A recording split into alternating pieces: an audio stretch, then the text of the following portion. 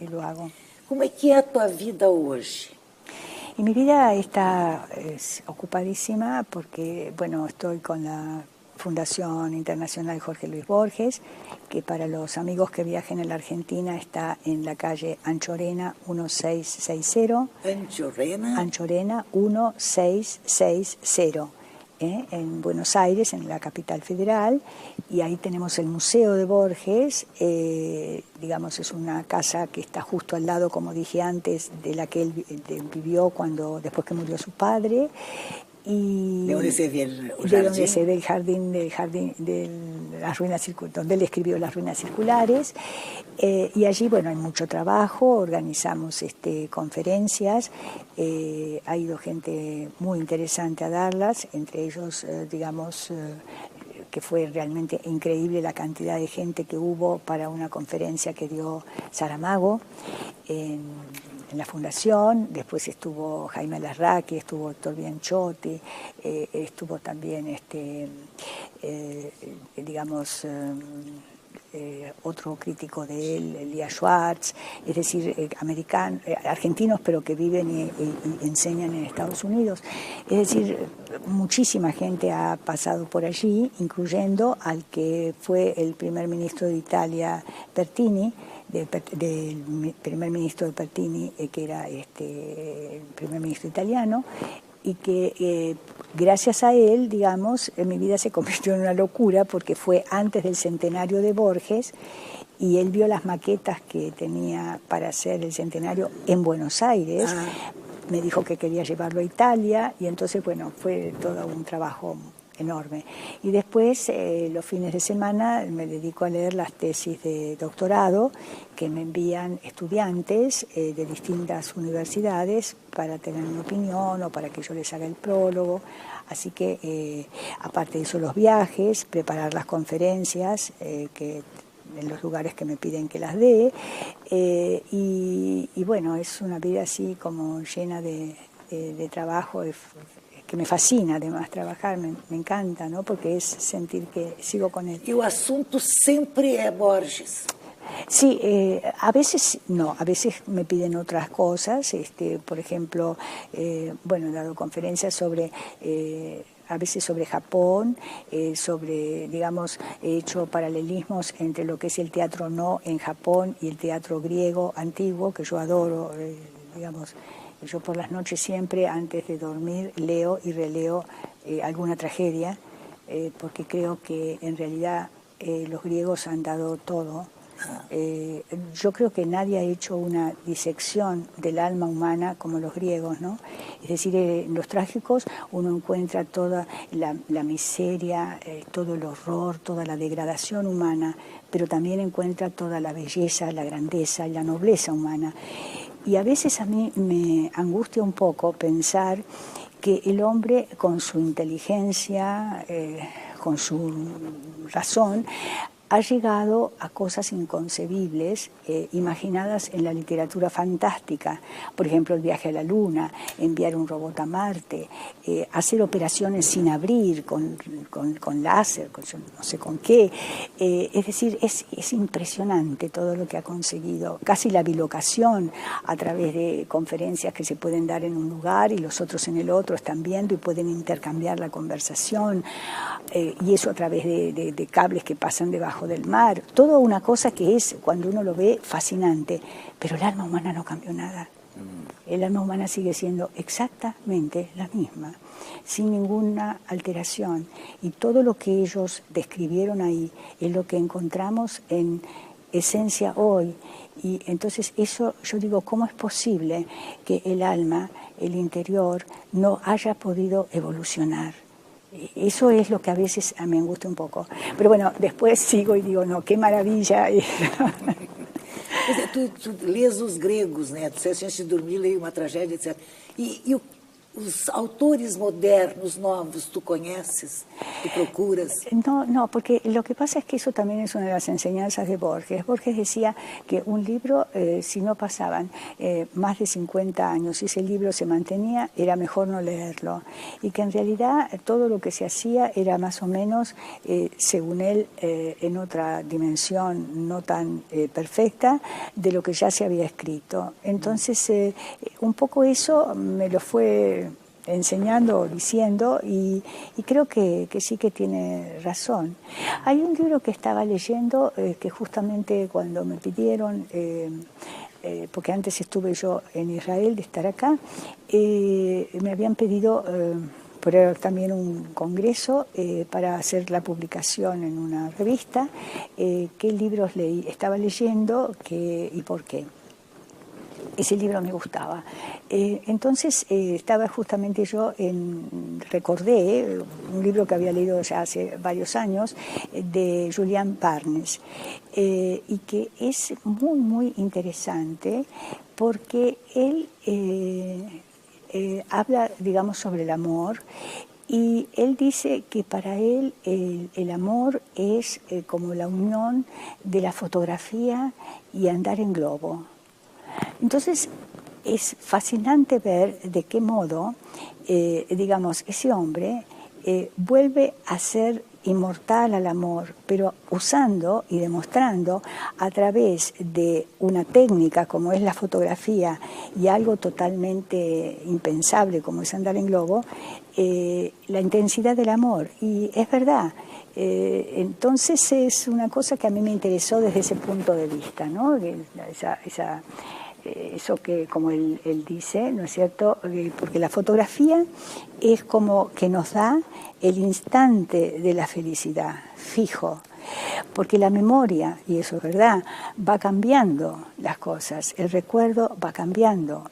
Cada vez que recordamos algo, de algún modo, no voluntariamente, sino porque es la vida, va siendo otro, es como el río de Heráclito, ¿no es cierto? No pasa dos veces, no somos los mismos. Y en cambio eso para él es como la quinta esencia del amor, porque ahí queda eso detenido para la eternidad, ¿no es cierto? Como é que tu estás sentindo e vivendo este momento da Argentina? Bueno, eso es bastante complejo decirlo, estamos pasando un momento bastante complejo, muy difícil, pero el mundo también está en esa situación, sobre todo económica, muy complicada, pero bueno, hay que tener esperanzas y nosotros reflotamos siempre. E como vocês viveram o período da ditadura militar na Argentina? Bueno, en realidad nosotros viajábamos mucho en ese momento y yo tenía noticias porque, bueno, amigos míos estaban involucrados en esa historia y bueno, fue una cosa así muy complicada, muy difícil y yo creo que el error que se cometió fue que las personas que tenían el poder es la justicia y cuando uno tiene el poder y tiene la justicia, no se puede usar la técnica del enemigo porque va a fracasar. Es decir, y no tiene derecho uno a hacerlo, porque uno tiene, además de lo que es el poder de la fuerza, tiene el poder de la ley. Y uno tiene que acatar eso. Entonces, si eso hubiera sido hecho como debió ser hecho, no hubiera habido todo el horror, ¿no? que sucedió después. Que a gente ficou sabendo depois, mas claro. no momento vocês não sabiam e não tentaram envolver o Borges naquele momento. Es que Borges era imposible de envolver. Era imposible. No, él, por ejemplo, él estaba contra todas las dictaduras, él en un principio, digamos, aceptó que eso era lo mejor y yo traté, como yo tenía por amigos míos la otra versión, entonces yo trataba de explicarle, ¿no? Dentro de lo que yo sabía o de lo que a través de mis amigos yo tenía noticias filtradas quizá, pero bueno, pero era muy difícil porque la vida, digamos, en la ciudad era una cosa normal, no pasaba absolutamente nada, pero es cierto también que eso vino porque había todo un movimiento muy violento, ¿no?, de la otra parte. Borges devia ser cobrado naquele momento. Eu me lembro que houve assim uma crítica muito forte quando ele recebeu uma condecoração do Pinochet. Bueno, eso también es una cosa, digamos, un poco perversa de parte del periodismo, porque el periodismo no podía ignorar que cuando a una persona como Borges se le da un doctorado, él fue a recoger un doctorado honoris causa de la Universidad Católica de Chile. Entonces, cuando se produce eso en todos los países del mundo, es el presidente el que está también presente, condecora o va a ver al que recibe ese galardón. Entonces, por ejemplo, yo recuerdo que cuando le dieron el doctorado en Cambridge, hubo un almuerzo en los jardines de la universidad y el marido de la reina de Inglaterra bajó en helicóptero, quiero decir, en representación de su mujer, porque él además había estudiado ahí. Entonces, eso era una cosa... Es una cosa protocolar. Ahora ellos distorsionan, dan vuelta y bueno, es así siempre y yo ya lo sé, así que no importa. E essas medalhas, essas condecorações, essas homenagens estão presentes no museu? Claro, es decir, están presentes, no todas se van cambiando, ¿no es cierto? Porque no es un lugar muy, muy grande, pero cada tanto tiempo las renovamos, las vamos cambiando. Está sempre aberta a casa? No, es de lunes a viernes de 10 a 2 de la tarde. Sí, y si no, cuando hay algo que no puede ser en ese horario, piden entonces especialmente otra posibilidad y entonces arreglamos. Tu disseste que antes de chegar aqui tu estivesse em Israel. Ou seja, tu vais sempre para conversas sobre Borges. ¿A dónde? Aqui, quem te trouxe para cá? Sí, bueno, aquí me trajo, digamos, yo vine por un homenaje en la universidad y una conversación en la Universidad de Caixa do Sul, y acá me trajo el Instituto Cervantes, con el que tanto Borges como yo tenemos una antigua y maravillosa relación. Así que la verdad que yo me siento muy, muy unida al Instituto Cervantes y hemos organizado a veces algo juntos y otras veces ellos han organizado cosas realmente maravillosas a lo largo y a lo ancho del mundo donde están presentes. Maria, o relógio é impiedoso. Nós estamos chegando ao fim do nosso tempo. Só quero saber dos teus projetos atuais.